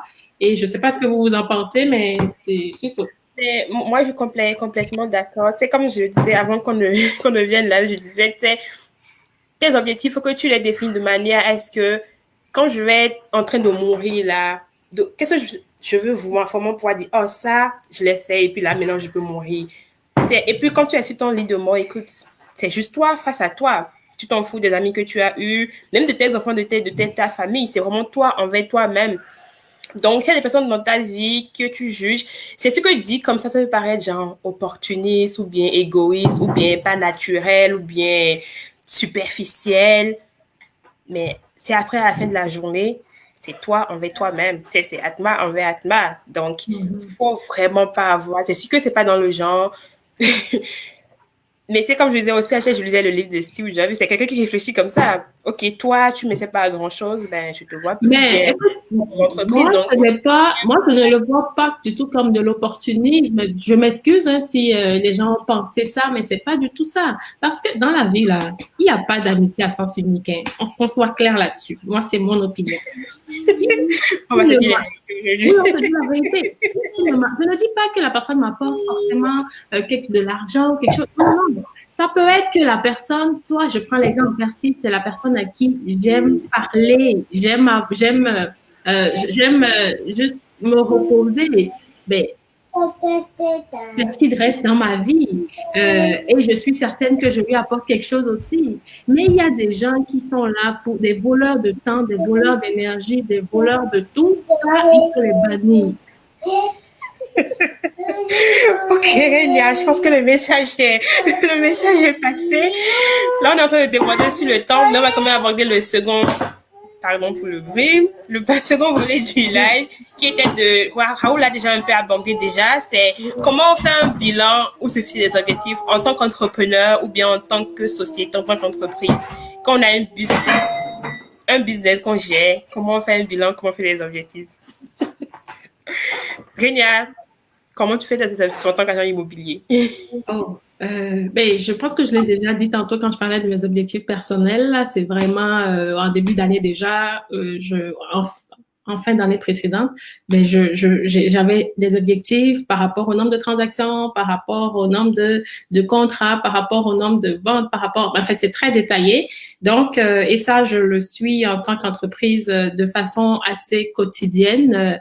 Donc, déjà dans l'année, je suis à même de dire, OK, est-ce que je continue à maintenir le cap ou non? Qu'est-ce que j'améliore et tout? Moi, je pense que ça se fait exactement comme une personne, mais encore de façon plus rigoureuse parce que ben tu as des responsabilités, tu peux avoir des personnes à charge, tu as des employés, tu as donc il faut être rigoureux encore.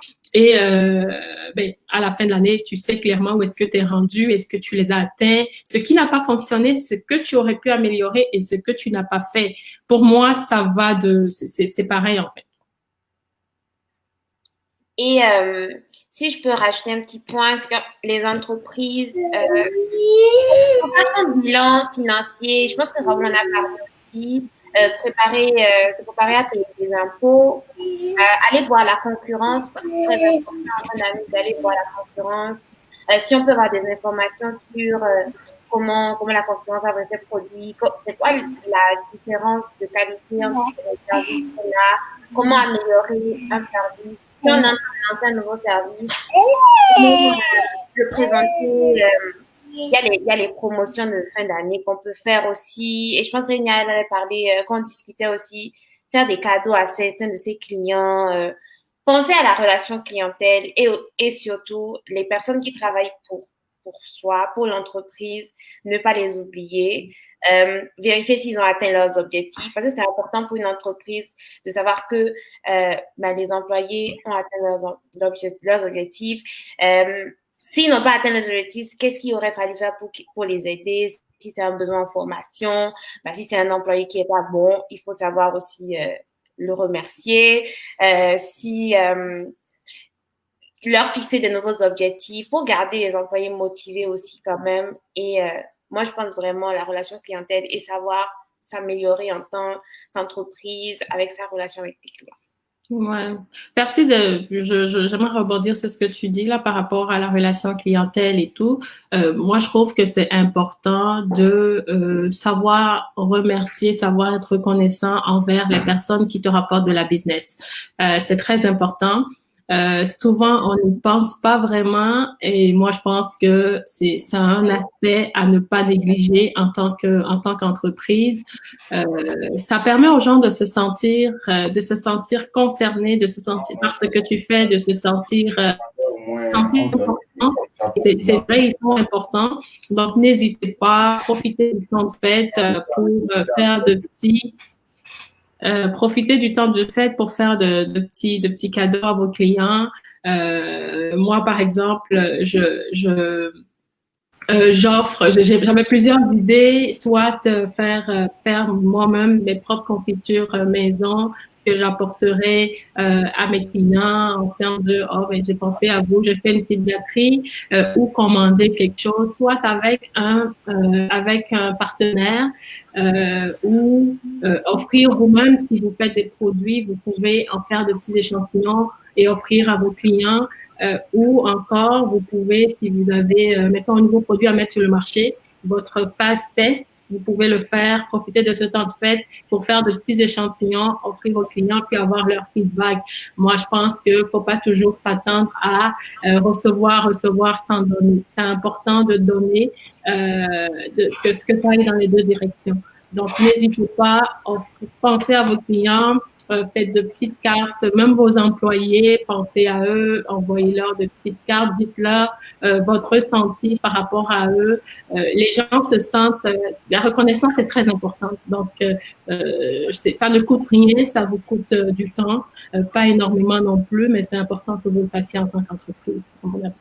Exactement. C'est sûr qu'on aime toujours recevoir des petits cadeaux des entreprises qu'on fréquente. Et peut-être il y a une pratique que les gens font ici au Québec, les pâtés de Noël au bureau, entre entreprises. Et puis, c'est toujours bien qu'à la fin de l'année, tu as ton boss qui te dit, j'adore mon équipe, j'adore ce qu'on a fait et tout. Donc, mais si vous n'avez pas le temps de faire une petite réception avec vos employés, juste des petites cartes, comme Kenya a dit, ou bien de faire une réunion, vous remerciez tout le monde. C'est vraiment important de pouvoir faire ça aussi. Roméo, est-ce que tu as quelque chose à nous partager par rapport aux entreprises? Je crois que vous avez abordé toutes les parties de la question. Je pense que tout est abordé déjà. Super. En tout cas, ce que René a dit, c'est vraiment important. Il ne faut pas seulement s'attendre à, à recevoir. Il faut savoir aussi donner, il faut savoir partager. Et je pense que le reste devrait aller. Ça, savoir dire merci à la fin de l'année parce que c'est à cause de ces clients-là aussi que c'est qu'on arrive à manger en tant qu'entrepreneur, je vais dire littéralement là. Donc, il faut dire merci aussi. Et Raoul, je crois que tu avais un peu abordé le sujet déjà. Est-ce que tu as des choses à rajouter par rapport à ça? Ça fait une différence parce que non, je dis ça fait une différence parce que les gens ne sont pas habitués à ça. Les gens ne sont pas habitués, fait qu'ils sont à la limite surpris, mais surpris agréablement. Fait que si il avait en tête aller chez le compétiteur, par exemple, pour acheter sa viande, mais le fait que toi, tu lui aies fait un beau petit cadeau de telle chose, mais tout de suite, il pense à toi parce qu'il dit, cette personne-là m'a donné tel alors que l'autre ne m'a pas forcément remercié. C'est des choses très symboliques, mais qui comptent en tant que personne, en tant qu'humain. Vas-y, Raoul. Alors, comme je disais tout à l'heure, côté entreprise, c'est vrai que on peut le comparer à la vie d'un homme, mais côté entreprise, c'est un peu plus complexe, ok? D'autant plus que toute entreprise aujourd'hui, à part les ONG, bien sûr, l'objectif, c'est lucratif, c'est qu'ils veulent avoir un gain à la fin de l'année. Alors, un profit à la fin de l'année demande, est-ce que tu veux te focaliser sur tes entrées, c'est-à-dire les ventes, ou bien les services que tu rends pour les travailleurs autonomes, par exemple, ou pour toi, est-ce que c'est en réduisant les charges ou en augmentant tes entrées? Tu dois vraiment savoir où est-ce que tu veux te positionner. Est-ce que c'est dans la stratégie de différenciation par rapport aux services que tu rends ou bien par rapport aux produits que tu vends? Tout à l'heure, Rémi avait parlé de politique de marketing, avec les services. Et si tu te fixes sur ce objectif-là, et au fur et à mesure que tu avances dans ton entreprise, les ressources, tu as besoin vraiment de 3 ressources humaines, matérielles et financières. On est plus allé sur le côté ressources humaines tout à l'heure où il fallait remercier les employés, les partenaires, tout ça. Ouais, c'est bien parce que c'est les hommes qui travaillent pour atteindre les objectifs de l'entreprise. Mais il ne faut pas aussi oublier l'autre côté où on a besoin d'argent. La ressource financière, on fait quoi de ça aussi? Il ne faut pas oublier ça dans le bilan. C'est très important. Les clients, il faut les remercier par des gestes aussi, histoire de maintenir les contrats, pour l'année suivante. Sinon, ils vont partir chez le compétiteur et puis voilà. Mais je crois qu'on a dans l'ensemble parlé, on a regardé un peu tous les aspects et je crois qu'on a un peu tout dit quand même. Ouais.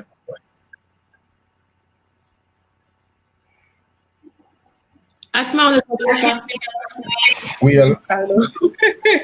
Merci à vous d'être venus partager vos astuces avec nous. On a quelques questions dans le live, donc Lisa et puis on va répondre ensemble.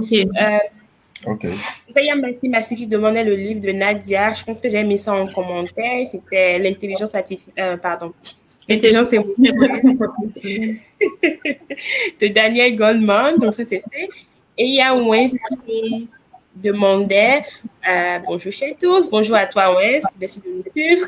Que faut-il faire quand les objectifs fixés deviennent très difficiles à atteindre? Et sa deuxième question, c'est, ok, on va répondre à la première portion d'abord. Qu'est-ce qu'il faut faire quand les objectifs fixés deviennent très difficiles à atteindre? Ben, si je peux me lancer là, moi je pense que il faut se réajuster. C'est déjà avoir l'humilité de savoir qu'on avait été trop dur envers soi-même et se réajuster. Et en temps normal, à mon avis, de ce qu'on a discuté aujourd'hui, on n'est pas, il y a un peu d'écho, je vais juste, non, c'est bon.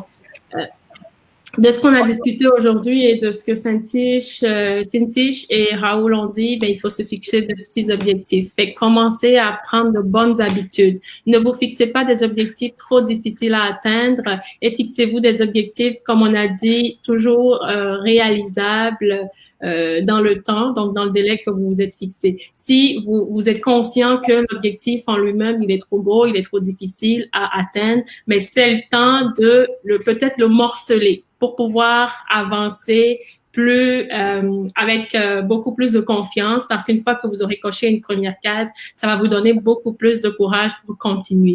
Donc, il faut juste réévaluer et déjà d'avoir l'humilité de se rendre compte qu'on a été trop exigeant envers soi-même, mais c'est déjà un bon début à mon avis. Exactement. OK. OK, ben, moi je voulais juste le résumer en une phrase qui dit simplement, ben, si tu peux pas atteindre, t'as pas les, comment on dit là, les moyens de la politique, non, les moyens de ta politique, OK, c'est parce que t'as pas les moyens, c'est pour ça que tu trouves que l'objectif est vraiment difficile à atteindre, ben, simplement faire la politique de tes moyens, en changeant simplement ton objectif, en le modifiant par rapport à tes capacités. Et ça te donne plus de la confiance. Écoute, si je vais le chiffrer, si ton objectif était d'atteindre 10, OK, tu vois que là, tu es encore à 4. C'est difficile d'atteindre le 10. Modifie ton objectif. Mets-le à 6 ou à 5 ans. Quand tu vas atteindre le 5, tu vas dire, waouh, je suis arrivé. L'année prochaine, tu peux le remonter un peu à 7. C'est tout. Et ça te donne plus de la confiance. Mm-hmm. Exactement. Et puis, comme tonton Raoul le disait aussi par rapport à l'objectif d'acheter une maison, ça peut être un objectif à long terme, mais qu'on décide de faire une portion cette année aussi. Donc, il faut y aller sur la durée qu'on donne sur nos objectifs, selon les moyens qu'on a justement en tant que personne. Donc, j'espère que ça répond à ta première question, Maurice. Et la deuxième, c'était, je ne sais pas si Roméo, tu avais quelque chose à rajouter, pardon.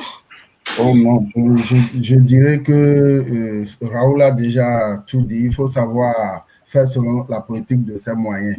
Donc, si tu penses que tu as pris ce chemin et que, comme on dit, tous les chemins mènent à Rome, si tu penses que tu as pris ce chemin et ça ne marche pas vraiment, n'aie pas honte, faut te recadrer et prendre un autre chemin et voir ce que ça va donner. Exactement. Donc, il faut se réinventer dans le processus. Et la seconde question, c'était, le travail sur soi est souvent très difficile. Que faut-il faire pour aimer travailler sur soi? Donc, j'imagine comment travailler sur soi. J'avoue que je l'ai appris à mes dépens, je dirais, mais c'est souvent plus pénible de dire, par exemple, je veux changer. C'est juste, moi, par exemple, c'était dans le genre, je veux pouvoir aborder plus facilement les gens. Pour certaines personnes, c'est comme... c'est difficile ça à faire, mais pour moi, c'est vraiment difficile parce que je suis quelqu'un de nature timide, par exemple. Et je trouve ça plus difficile d'aller aborder les gens que d'aller faire autre chose qui n'implique pas que je dois travailler avec les gens. Mais je sais que c'est important, pour le réseautage, pour le développement, de connaître les gens. Je l'ai toujours su, mais j'essaie de travailler là-dessus, d'être plus ouvert, d'aller plus vers les gens. Mais pourquoi c'est aussi difficile et puis comment faire pour continuer ça? J'aimerais bien avoir vos avis là-dessus. Mais si je peux me lancer, je suis, pour ton exemple, là, ça vient me chercher particulièrement parce que je veux dire, on m'a dit je ne suis pas, j'étais aussi comme ça. J'ai de la difficulté à aborder les gens parce que je me dis, mais pourquoi je lui parlerais? Tu sais, j'ai pas besoin de lui dans ma vie. Mais j'ai appris à mes dépens et je vais partager avec toi, puis peut-être dans la page, pour, par exemple, aborder les gens, j'ai appris comme, je me suis donné 5, en regardant les gens qui le font de façon naturelle, je me suis retrouvée à avoir 6 phrases que j'ai mémorisées qui me permettent de lancer la conversation. Je vais le partager avec toi puis avec d'autres personnes. Oui, avec d'autres personnes. Et honnêtement, pour l'avoir expérimenté, c'est super facile. Avec ces phrases-là, la personne te parle et finalement, tu te retrouves à être confortable dans la discussion puis à ne pas te poser des questions, en fait, comment je l'aborde et tout ça. Et ça a fonctionné, fait que je vais le partager sans souci. Je pense que le travail sur soi on est nous-mêmes notre ennemi le plus redoutable. Ouais. C'est très difficile de travailler sur soi, on est d'accord avec ça. Et pour arriver à le faire, je pense que la façon la plus simple, c'est de prendre des exemples, d'avoir des modèles, des personnes qui le font bien et à qui on aimerait se rapprocher. Ok.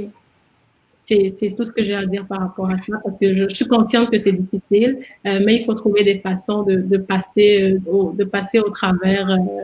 Tous les moyens sont bons là, il faut trouver des façons. Puis il y a énormément de livres de développement personnel qui sont disponibles. Donc, lisons, cultivons-nous, puis essayons de trouver des façons à nous approprier, avec lesquelles nous sommes les plus confortables. Je m'étais même trouvé un livre récemment que je n'ai pas encore lu, que quelqu'un m'a conseillé, c'est Comment parler en public de Dan Kennedy. C'est ça. Je l'ai commandé récemment, donc ça sera ma lecture des congés. Mais moi aussi, je vais dire, moi, j'ai le même problème. Je suis quelqu'un d'assez timide, de vraiment, vraiment très, très timide. Et, mais ce que je faisais, c'est que je sais que j'ai du mal à aller vers les gens et tout. Ce que je fais, c'est à chaque fois que je vais aller dans un nouvel endroit, je me rappelle de ça et j'essaye de faire fi de mon côté timide. Je me dis, OK, je sais pas si je vais me lancer. Si je réussis pas, c'est pas grave. Je réessaye toujours, en fait. Et comme Renia disait, il faut regarder les gens que tu penses que, oh, lui, c'est très bien faire ça, parler aux gens. Ouais, elle sait très bien faire ça, parler aux gens. Comment elle sait le faire, en fait? Ce que moi, je fais, en fait, j'observe beaucoup les gens. Comment est-ce qu'ils s'interagissent avec les autres personnes. Et si je trouve que, en fait, ça arrive facilement, je vais essayer de voir qu'est-ce qu'elle fait, qui fonctionne. Et je vais voir si je peux arriver à la même chose, mais toujours avec ma propre façon de faire. Parce que si tu essaies de copier quelqu'un, ça marche pas non plus. Mais c'est vraiment ça. Et pour le développement personnel, ben, il y a beaucoup de livres, c'est vrai. Mais moi, je suis pas quelqu'un qui est très lecture. Je fonctionne aux oreilles. Donc, je vais écouter des podcasts. J'en ai cherché tellement sur Internet. Je vais écouter des podcasts sur Internet, regarder des vidéos. Mais vraiment, j'écoute plus des podcasts, des gens qui parlent. Ça abîme plus mon cerveau que de lire. Donc, ouais, si vous avez, moi, j'ai écouté quelques-uns des podcasts et je peux en mettre en commentaire du live tout à l'heure. Mais voilà, moi, j'écoute des podcasts et de temps en temps, je lis des livres, des autobiographies. C'est ça, ça aide beaucoup. Alors, les garçons, vous avez quelque chose à rajouter? Moi, je dirais que vaincre la timidité, il faut se faire former. Il faut se faire former, puisqu'il y a, comme l'a dit Percy, il y a beaucoup de livres, il y a beaucoup de podcasts du moins. YouTube aussi est là. Il y a plein de vidéos sur YouTube où on te donne de petites astuces pour quand même savoir aborder ton vis-à-vis ou bien aborder un public. C'est des trucs. Moi-même, j'étais trop timide, mais avec le temps, j'ai réussi à vaincre un peu cette timidité avec le développement personnel surtout. Il y a plein de vidéos de développement personnel. Je recommande vivement de suivre Le Secret. Je ne sais pas, peut-être je vais aussi mettre le lien en commentaire. Merci beaucoup. C'est une vidéo très édifiante quand même. Quand tu suis, tu auras envie de suivre ça à nouveau. Super. Moi, j'ai suivi au moins 100 fois. En tout cas, je sens que je vais être plus sociale en 2021. Donc, on verra bien avec toutes les assises que je vais avoir bientôt. Vas-y, Raoul. Moi, est-ce que moi, je suis un exemple par rapport à ça? Parce que la timidité, moi, on fait pas bon ménage. Donc, c'est un modèle à suivre. Je n'aurais pas le bon exemple. Comme tu l'as dit à toi tout à l'heure, quelqu'un m'a dit, mais c'est un problème pour toi. Ouais, parce que pour moi, là, c'est facile pour moi. Ben, écoute, je t'aborde si tu veux. vas-y, si tu veux pas, vas-y, casse-toi. Ben, excusez du terme, là, mais c'est comme ça, moi, je le vois. Et puis, on y va. C'est avant de pouvoir dire bonjour à quelqu'un que je ne connais pas, c'est tout processus. La première fois où j'ai été choqué par rapport à ça, ben, c'est la première fois que j'ai mis pied en France, parce que ça, c'était toute autre chose, tu vois. Donc, aborder les gens, ben, après, j'ai appris aussi, OK, à m'adapter par rapport à ça. Sinon, moi, avant, je m'en foutais pas mal de qui est devant moi, c'est le patron, c'est moi, j'y vais seulement. Je demande mon affaire, et puis si c'est pas bon, tu me dis c'est pas bon, je continue mon chemin. Ça mais je demande d'abord. Et je parle d'abord. En public, à l'école, à l'université. De toute façon, j'étais toujours le plus petit de ma classe jusqu'à l'université. Et j'étais toujours le responsable, c'est moi qui parlais à tout le monde. C'était pas mal. Donc, voilà. C'est comme ça, moi, j'ai vécu ma timidité jusqu'à aujourd'hui. Ben, je crois que ça va. Excellent. Mais on a parlé, parce qu'Atma parlait de timidité, on a parlé de timidité, mais la question de la personne, c'était beaucoup plus sur le travail, le travail en général. En général, pour répondre en général, moi, je dirais peut-être vous noter en fait qu'est-ce que vous voulez travailler sur vous et réfléchir à qu'est-ce qui vous empêche en fait à travailler sur vous. Et à partir de là, vous trouverez des façons d'enlever en fait ces blocages-là pour pouvoir arriver à travailler sur vous. C'est ça, exactement. Il y a Cynthia qui nous partageait une petite expérience dans les commentaires. Donc, elle dit qu'il faut se fixer des objectifs, qu'il faut se fixer des objectifs honnêtement par rapport à ses valeurs et non à celles des autres. C'est vraiment important. Si nos objectifs ne nous font pas vibrer, on va les trouver difficiles.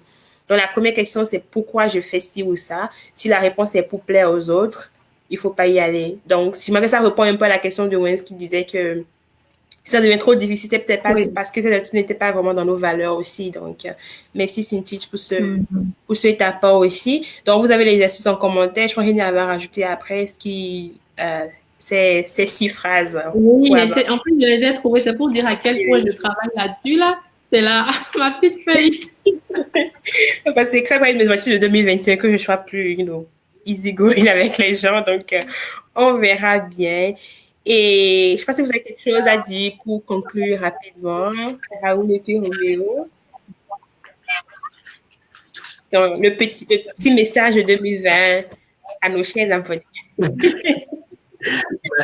2020 avec son lot de tristesse côté pandémie, mais à côté de ça aussi, il y a eu des avantages. OK, on va commencer déjà par remercier Dieu, c'est très important, okay? Parce que sans lui, on peut rien faire là. On aura beau utiliser toutes les théories du monde, des meilleures pensées et tout là, on n'arrivera à rien du tout. Ce que moi je dirais, les objectifs que tu penses que tu n'as pas pu atteindre en 2020, OK, essaye de les modifier selon tes valeurs pour que 2021 puisse t'aider à les atteindre. Si tu n'y arrives pas, modifie-les. Tu vas y arriver. Sois optimiste dans ce que tu fais. Essaye de transformer tes obstacles en opportunités. C'est très, très important. Moi, ça, c'est mon message pour 2021. Merci à vous tous. Merci à toi, Raoul. Donc, je retiens, sois optimiste et tes objectifs selon tes valeurs. Merci, Raoul. Roméo, je pense que tu es toujours là. Une petite phrase pour conclure. Pas forcément. OK, en tout cas. Merci beaucoup, Roméo, d'avoir venu participer avec nous quand même. Et les filles, quelque chose à rajouter? Raoul, on va te dire à tout à l'heure. Et en tout cas, dimanche, et merci beaucoup. Alors, les filles, 2020. Donc, j'imagine qu'on doit faire aussi notre petit bilan en tant que page, mais si on a commencé beaucoup plus vers la fin de l'année quand même. Ouais. Donc, en tout cas, personnellement, je n'ai qu'à dire merci, en fait. Merci à tous ceux qui nous suivent, qui sont là tous les dimanches. Merci à tous ceux qui ont accepté de venir parler sur nos lives. On apprécie vraiment beaucoup. C'est quelque chose qui m'inquiétait au début dans le genre, que tu vas dire à quelqu'un de venir parler gratuitement en plus, pourquoi il viendrait faire ça?